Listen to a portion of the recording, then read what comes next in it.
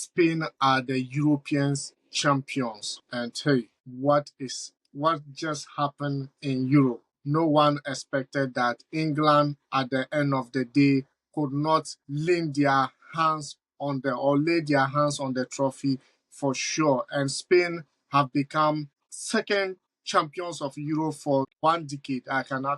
That's what I can actually remember. On the other hand, Argentina, the likes of Lionel Messi, the likes of Enzo Fernandez, and hey, Di Maria, who is going on retirement, have just lifted Copa America. And it's just fantastic. The news behind it, the excitement behind it, and stay tuned and let's take you through what happened, why this happened, and how did it happen. I'm here with Sami and Emmanuel. If you just join us and you are new, remember to hit the subscription button, like and share the video. And one thing you should know is Cucurella have turned to be a musician for sure after the excitement and what has really happened between him and Gareth Neville. For sure, we are just here to make it massive for you. Sammy, we all thought probably this was going to be an exciting game. It was going to be a massive game, and it did. Spain are the champions of Europe. What logical and tactical decisions of the game? What really happened?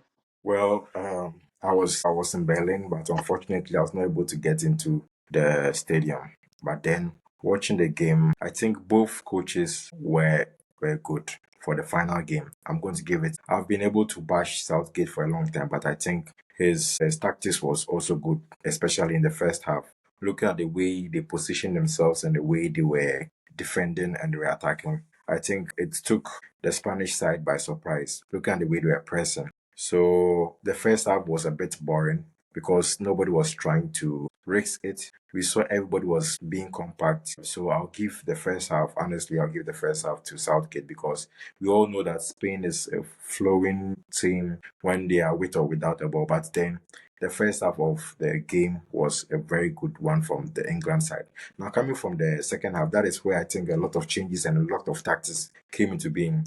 That's especially when Rodri got injured. We saw the likes of playing two pivots, bringing Fabian Ruiz and also Zubomendi. That actually caused a lot of damage to the England side. Unfortunately, they were not able to see how they are going to press them, and that brought about the openings with the likes of Yamal and Williams finding their self in the game. So basically, the tactics was good, but then the second half was where everything really happened. And of course, as a Barca fan, I was supporting Spain, and I'm actually happy that Spain won. Ima, come to think of it, what strategy did Gareth Southgate took that actually went wrong for him? I think we all know Gareth Southgate to be a defensive type of coach. He has the players who have potential to score goals for him, but he always sits back and try to counter-attack and maybe get a result from that. Just a normal play from England. Some of us, for instance, we didn't expect anything different. We knew Spain was going to have a way, and yes, they just showed that they were the best team in the tournament. So kudos to the Spanish team. Yeah. Gareth Southgate going for back three instead of his usual back four because playing a team like Spain who has a lot of massive attack in front, and he decided to go for back three. What was his? Yeah, so the idea was if you're able to defend Spain from above the mid line, I think you can get them. And that's why I said it worked on the first half. If you realize the first half was boring, England was in the game. You could see that England had played the best game so far in the first half. That was the reason for playing the back three. So then everyone will get a player to mark. So that was the idea. But then it broke when it became a double pivot instead of one pivot. That's where I think Southgate got it all wrong. Yeah, and I think with the tactics too, after Kopama scored the equalizer, I thought maybe the English team were going to press hard and get a second goal. But the Spanish boys, I don't know, they are not that old, but they play like matured football. They absorb the pressure, they sat back, they relaxed, and they got the second goal. So I think it's just De La Fuente and his boys, showing maturity on the field. The composure and everything it was top notch. And I think that shows how good they were in the tournament. In fact, the best team won the tournament, and there's no doubt about that. Talking about Rodri first after first half got injured and he was removed from the squad. What was going through your mind then? Because I thought maybe Rodri going out could have affected the team massively, but then Gareth Southgate and his men could not actually utilize Rodri absence. Yeah. For me, I thought it was going to affect their play, but bringing Zubimendi onto the guy replaced him very well on the day. He really played very well. I don't know, but I think De La Fuente knows the players very well. Looking at how he brings them on, how he combines them, it's like he's been with the guys and he knows how they play and their potential. So I wasn't surprised. Zubimendi came in and you couldn't. We some of us didn't miss Rodri like being out of the team. He replaced him very well. They got the results. For Rodri, it was just unfortunate he couldn't end the game. But I'll give all the credit to their coach De La Fuente. In fact, he got his tactics right. The changes were absolutely spot on, and yeah, they did their best and they got the results. First goal was a pair of Yamal and Nico Williams actually getting the goal in. And then the second goal was from the man that Gareth Neville have actually narrowed him, saying that he was going to be the one who will make Spain like do not go anywhere in the tournament, and that is Cucurella. And at the end of the day, he was the one who assisted the winning goal for Spain. What do you think about that moment? And Gareth Neville, then his comments against Cucurella. Okay, so first, let me start with the connection between Yamal and Nico. I think we've all seen it throughout the competition that they've built a bond, and anytime one gets the ball, he wants to give to the other. And we saw that when they played a double pivot, there was confusion there, so therefore there was space for Yamal. And we know how Yamal is good when it gets to those opportunities. His maturity is beyond and passing the ball to Nico. Nico hitting the ball at the first time, I think it was good. But what really made me happy was Kuku. In fact, for this whole tournament, if you're a Chelsea fan, I think you have to be very happy.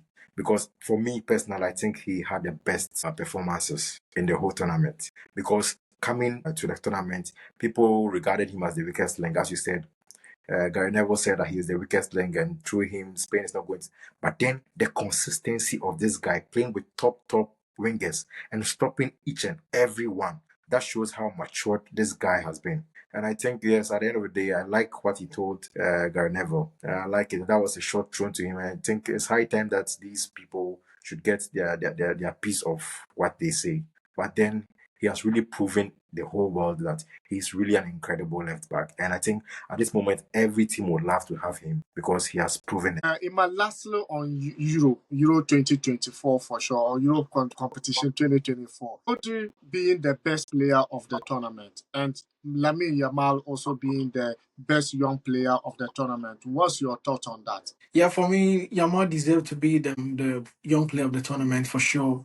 I don't know who like was going to compete him um in that portfolio. But with Rodri's player of the tournament, I'll be a little biased on that because I thought Fabian Ruiz had a very good campaign than Rodri. But it's football. Sometimes PR too works. When the PR works for you, certain things go your ways. I think for me, it should have been Fabian Ruiz because from the start of the tournament till the end, the guy really helped the Spanish team. He was like the engine of their team. The passes, the distribution, the defensive works. The guy was good. He was good. But let's just give you UEFA the benefit of the doubt and accept whatever they did on the day. Rodri too wasn't bad, so giving him the player of the tournament, I think it's also good. But for me, I thought it should have been Fabian Ruiz. Yeah. Yeah, Rodri, I think he deserves it. I'm looking at a pivot. It's very difficult for a pivot to be regarded as the player of the tournament. Without a pivot, you get the likes of the box-to-box midfielders. That's why De La Fuente used Fabian Ruiz and Rodri. It gave Fabian the chance, the opportunity to go roaming. But Rodri did not have that opportunity. He was the main engine. It starts from Rodri. So without Rodri, we wouldn't have seen the likes of Fabian coming so much in this competition. That's why both of them complement each other. So yes, I agree with Ima.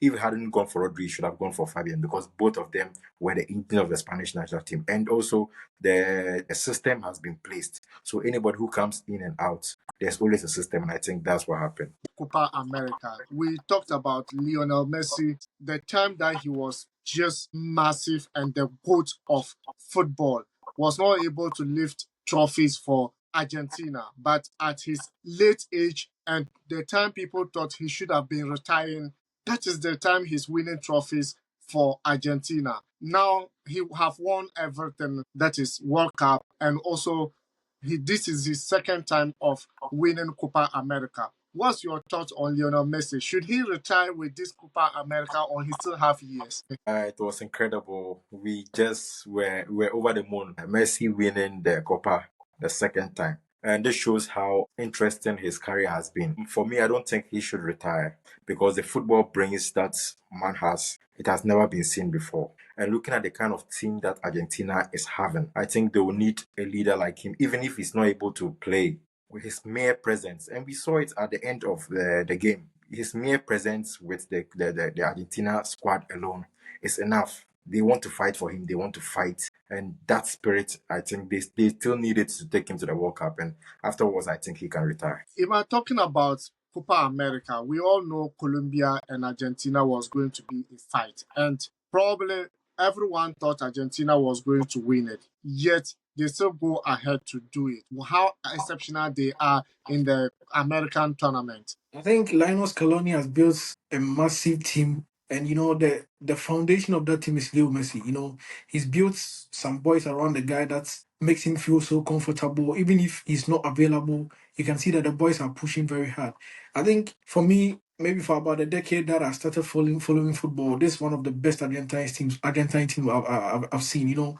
The kind of way they play, how they go about with their tackles, their defensive works, attacking, it's like it's a balanced team, and there's so much experience in the team. If you have Di Maria, you Messi, Nicolas Otamendi is still playing for the Argentine national team. So it's just a good team that they've built. I'll give it to Scaloni. I'll give it to Scaloni on this one. The team has been consistent since 2022, and you can see that they have potential and they can play any national team with the style of play they can play in national team. So Di Maria have retired with a Copa America, Sammy. Yeah, it's sad. I think that was one of the emotions that happened on the field that you could see Messi crying. But then before that, there was always a meeting about Di Maria's retirement. The players promised to fight for him. And you see, and we all saw what they did for Di Maria. But Di Maria leaving the Argentine team is sad, and I wish he would reconsider because I can't lose Di Maria right now. His skill, he has been so underrated. And I wish the world, if I know he's going, but now I think the world will now get to know who Di Maria is really is. But then it's emotional and it's sad. Ima, Cristiano Ronaldo or Lionel Messi? And do you think Cristiano Ronaldo didn't perform this Euro because he doesn't have that kind of squad or support that Lionel Messi is having in Argentina? I'm choosing between Cristiano Ronaldo and Lionel Messi. For me, I don't know. I'm not a Cristiano Ronaldo fan either.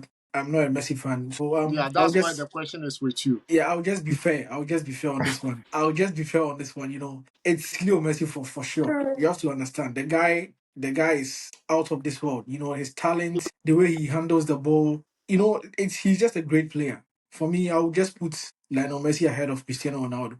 Cristiano Ronaldo is a great player. He's contributed to the world of football. But putting those two on a scale, Leo Messi will always come on top. Yeah, he always come on top ahead of Cristiano Ronaldo. But concerning the Portuguese national team also supporting Cristiano Ronaldo, yes, they let him down always. They let him down. From the World Cup till this Euros, you can see he's not having that support Lionel Messi is having with the Argentine national team. And that is one thing that is worrying Cristiano Ronaldo. At his age, he has to be like doing the minimum in the team.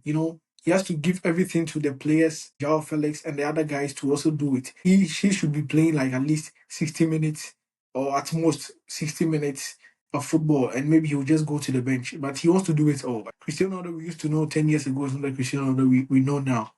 I think the Portuguese team is just letting him down. And now he doesn't have much time. Maybe he can just play 1 or 2 years for the team and he will just retire from international football. So I think the team is not helping. The team is not helping him. And if you just join us and you are new, let me know your comments about Cristiano Ronaldo or Lionel Messi because, hey, we all know both are good, but who is the best? And Charlie, if you just join us, remember to hit the subscription button, like and share the video. And thank you very much for watching. Thank you very much for your time and see you in the next video.